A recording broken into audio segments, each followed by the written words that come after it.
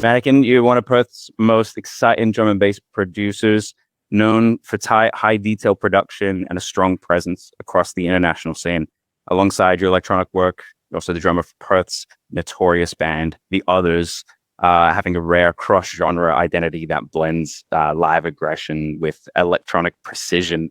How did this all fall into place, man? Like, this is free time, and how did you come up with the idea to say, all right, well, I'm gonna just go and be the best in rhythm? I don't know. I mean, like, what you mean, like in terms of like getting involved in free time? Yeah, well, in using your free time, right? More as a concept at home as a kid, Right. you're using your literal free time. Like, this is how it all starts. Okay. Yeah. That makes sense. So, I mean, ultimately, I've always been involved in music for most of my life. Firstly, yeah, playing instruments. I think I started playing. I think when you're in school, you have to, you get stuck with an instrument. And I was a recorder, did recorder. And I think a lot of people played recorder. Yeah. And then I moved to the clarinet. That was very short lived in primary school, and then got onto I think, like, it's called like percussion or something, which is like rhythm section stuff, but you're not playing drums or hitting the but like that was early on, and so I just like, I think it was like extracurricular stuff, like through school, all the playing sport and doing music and that kind of thing. Just so long ago now, like pretty much 30 years ago almost. Yeah, no, that's it, man. It feels like a lifetime ago, but when you stick with it, it just seems like a very natural thing to do. When you get bored and you get fidgety, it's just like, oh, I brought home this fucking clarinet from school. I might as well just like have a go on it. Like, my first instrument was the trumpet, so kind of similar in that one, where it was just like, all right, let's see if I can actually do this. It was a more like to trick myself to see if I could actually do it. Like, I wasn't just like terrible with my hands. I don't know. Yeah. Even at that young age, I was like, I might not be good at anything. Let's see music and click, I definitely resonated with the drums more. And then once I started playing percussion, that was fun. And then like started actually playing drums in high school. And that was awesome. And then from there, it was kind of like, oh, that's what I'm going to do. And then you're playing like high school bands and stuff, and so just threw myself into that. But like, crazy. Yeah. Well, speaking of high school bands, man, like, what's the name of the first ever project you were a part of? And was it drums you were playing in that one? I mean, it sounds like it was. Yeah, it would have been drums. I think so. I was in a band that had a few different names. I think the first name was terrible. It was like I think it was called like Officially Undecided, which was so bad. That's nice. No, it's not. It's so bad. And that was straight up kind of like, like No Effects, Millencolin kind of punk rock style. Oh, that was sweet. Like skate punk style, just as yours as you could possibly go into. Tony Hawk's Yes, man. I rate it, dude. That's some good heritage to come back, bro.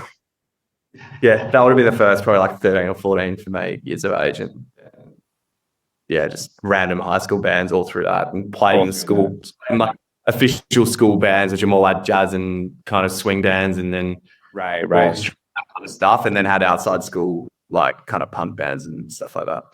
That's sweet, man. Yeah, that's awesome. So you were sort of like living it even outside when you were forced to. That's amazing. I mean, well, I've done a little bit of research, and there is definitely some lineage with you and your family sort of being in Perth and making music in this scene. Obviously, the namesake of your project, Manikin, right, coming from your father's band, the Mannequins, an incredibly important late 70s punk band here in Perth. There's, like I said, there's a little bit of lineage, there's a little bit of like history behind that as well. Can you tell me some stuff? Maybe was your dad an influence to getting you under his wing almost and making some music there? Yeah, so I think like he started exposing my sister and I to the music at a very young age, and like not just not just music as a concept, more just like the kinds of things that we would listen to. So like favorite bands growing up would have been like it's pretty typical, but things like Nirvana, Foo Fighters, Queens of the Stone Age, but then like he would also expose to like things like Lou Reed and like this guy Elliott Smith, who he took his own life years ago, but like he was an incredible songwriter.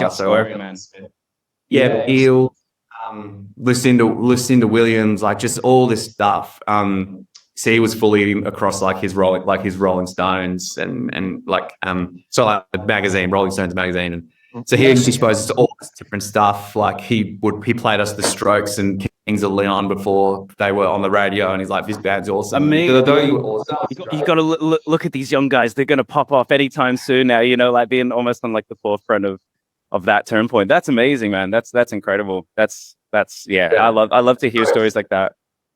Yeah, so he's definitely exposed us to music, but then I think in terms of like his band, so like we always knew that he was like a musician, but didn't really understand what the Mannequins was until probably a little bit older, and then started showing us stuff. He's got all this memorabilia at home, which is awesome. I've got some Mannequin stuff in here. I don't know where it is, but yeah, that was like, I thought after coming back to Perth after I'd been working in Melbourne for a few years and started a new project for drum and bass, I was like, oh, take a Mannequin. I just thought it was cool to keep that kind of name and going a little bit and steal some of the branding and this and that. But dude, 100%. Does your dad love it? Is he kind of like a little bit proud of that, or is he just like, your own ideas, man? Come on, I passed you the time years ago. I think he was into it. I think I may have asked him, actually. I can't remember. But I think he was totally into it. Yeah. That's awesome, man. Yeah, no, I fully back that. Absolutely back that. It's like I'm on a different side of the spectrum on that one. Just like I'm a migrant, right? It's like my dad never really was into music. He was traveling in the Navy a lot. So I was sort of the only one that broke off a little bit of that chain and got into music and had to figure out, you know, these bands for myself. And like, I think the only band I remember my dad listening to was Smokey. He had like a 4 CD cassette that I found in the attic once. And I was just like, what is this? And I honestly, even today, I wouldn't be able to tell you one Smokey song. No one really could. Everything else was a self-finding sort of, work there. Well, dude, I just want to jump into another question here for you. The collaboration between you and Ronnie, you know, there's, you know, songs like Feel No Love and Say You Don't. Those are just two ones that stand out for me as well. Were those the ones that you got pressed to vinyl quite recently? Was that those two tracks? Because this is incredible. I did not press those to vinyl. Right. That was another single. That is, it is, yeah. But those tunes, they're sick. I can't quite remember how they came about. But like, I think both of those songs I had written. Actually, no, that's right. So both of those songs I wrote the initial kind of demos when I was on holiday. I think You Say You Don't, I think I came up with when I was staying in like a bush shack in Denmark in South WA. Yeah. And then Feel No Love, I think I wrote the original version in Bustleton and I was staying there. Round about the same time, like in the same year? Was it like in quick succession, or some songwriters take years? Yeah, I can't remember when, but I think those initial demos genuinely were probably like 2020 and 2021. Gotcha. Like, so a long time. And then I'm getting better at finishing songs. But genuinely until recently, it probably takes me like 3 or 4 years to finish a song, and I'll rewrite it about 5 times, 6, 10 times. Like I'll just keep rewriting it, and then when it's done, I hate this and start again. But I think I wrote those and had them as instrumentals, and then they weren't the finished versions, but effectively I sent probably a 40% version to Cam, and I was like, I reckon you should sing on this. And he took his time, and then randomly one day just sent them back, and it was just they were so sick. It was awesome. That's dude. I was gonna say the chemistry between the tight mixes that you produce, and then having sort of Cam's dynamics added to it. It's a really weird in the best way. You know how you were saying songs will take you 4 years to finish. You you hate them, you love them, you hate. But in my opinion, all songs are bad and all songs are the best. As long as it's a song, it's fucking sick. but all songs inherently are terrible. You know, that's like a little cringy always, in the best of way. Like, and I think that's, you can only have that opinion if you're the one making it. If you can run away from that, like, I need to know that secret, right? So, but dude, amazing work, like breaking out into the international scene, like breaking through Perth is one of the hardest things anyone could ever do, man. We're so isolated. We're such a hub. Like we have our own neural networks here that work just fine for us. So breaking out of it seems almost irrelevant sometimes. I want to know, like, I saw this video on your Instagram where it was like two Northern European dudes listening to one of your tracks and absolutely going fucking mental. You've got this power where you make grown men like shake their fingers and just freestyle off the top of their heads, man. How do you do it? I don't know how. I don't know. I don't know. I can't speak as to what they felt at that time, but I think Perth is a bit weird in the sense that like we have a really thriving drum and bass scene, but there's like not really any kind of labels here, particularly labels that champion liquid and deep drum and bass, which I think like there's a few, like there's Josh doing Sub Era. He's doing an awesome job, and I released a tune with him.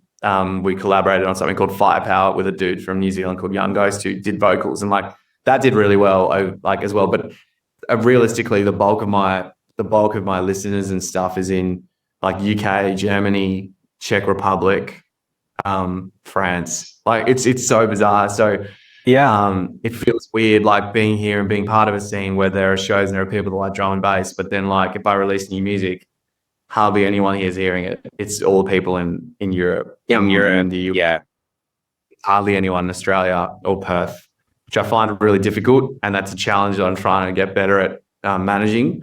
But yeah, it's cool. It is awesome to release music and then have and see people. Number one, seeing people like whether they're playing a podcast, and as you said, like a couple of Eastern European dudes going crazy. Dude, that's it, man. You know, it knocked me for six. Sorry, but back 2 seconds. There you go. I got a tiny apartment. I told you I was quick. Okay. Yeah, so I mean that's sick. And then I think I'm not in like seeing DJs playing it in shows, or there's like a club show or a festival or something in Europe as well. Like that's sick. But yeah, trying to get better at activating the Perth fan base. No, I know. Yeah, I mean, like I've seen like clips of you. You've got such an incredible presence and a production more so. Like your Recordbite shows are going nuts, man. Sorry, I'm trying not to swear. It's such I'm Irish. I've got to like properly think about my words and stuff. But it's next level, man. It really is. Like I've seen with the production. It's this huge ambient feel. It's this vibe, man. It's an energy you're able to capture. But then, these small clubs where you've got maybe one backlit light and a smoke machine, and that's all that's carrying the production, and the set still continues, man. It still flawlessly, seamlessly blends together, dude. So it's absolutely incredible what you're doing, man. Honestly, it was amazing to have you in the session. It was amazing to have you like in the room and just sort of like take our attentions for 45 minutes to an hour. It was really awesome, man. Looking ahead, I gotta wrap this up, but looking ahead, is there anything we can look forward to when it comes to Manikin releases? Yeah, so I mean, since we recorded the set, because it was a little while ago, but I released so the single you referred to that was on vinyl. So I did a single on Yamatai called "Waste No Time," and then the B-side is called "End of Time." That wasn't planned for both songs to have the word "time" in the title. It didn't occur to me until after we kind of got it done. I was like, that probably doesn't work. But anyway, did it. No, it does. Definitely for an A-side and a B-side to have that. It's a nice little link. It wasn't intentional, but I thought you were big brain in it. No. No, absolutely not. But then so the and End of Time was with Invader. So they're an Italian duo making sick kind of soulful and deep drum and bass. Like they're awesome. And so I befriended Francesco when he was in Australia touring. Then we just have kept in contact, and so that came together. Again, that came together over a really long period of time. Like it just takes ages to.